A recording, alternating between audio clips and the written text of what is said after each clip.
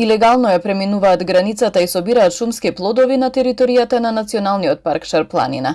Полицијата и ренџерите на неколку локации изминатиот период затекнале лица од Албанија и од Косово кои собирале боровинки без дозвола, а дозвола за собирање за комерцијална употреба можат да обезбедат само мештаните кои живеат во заштитеното подрачје, а посетителите можат да собираат само за сопствена употреба. Од установата која раководи со паркот велат дека се направени иницијални чекори за евиденција на собирачи, пошто ќе бидат обучени кои растенија и плодови може да се собираат, на кој начин и на кои предели. Имавме изминатите денови забележано дека населени од други региони на државата, па и од соседните земји доаѓаат и неовластено собираат плодови.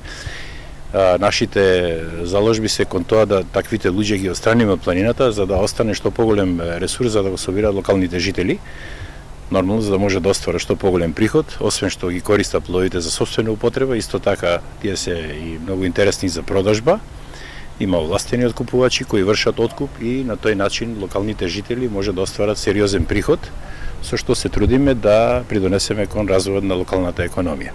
Националниот парк во соработка со Факултетот за фармација во Скопје работи на утврдување на количините на диворастечки растенија на територијата на Шар-планина, за што се направени неколку пробни површини, каде што ќе се врши мониторинг.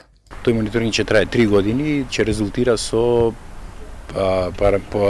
податоци за присуството и за можноста за одржливо собирање на дел од таквите растенија.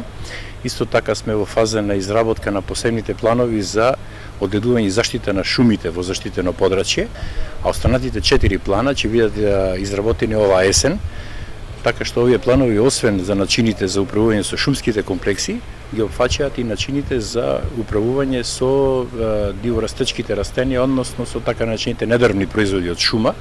И собирачите, но и сите посетители треба да се пријават при секоја посета на Националниот парк Шар-планина согласно правилата на јавната установа, во насока на поголема контрола на подрачјето со цел превенција од пожари.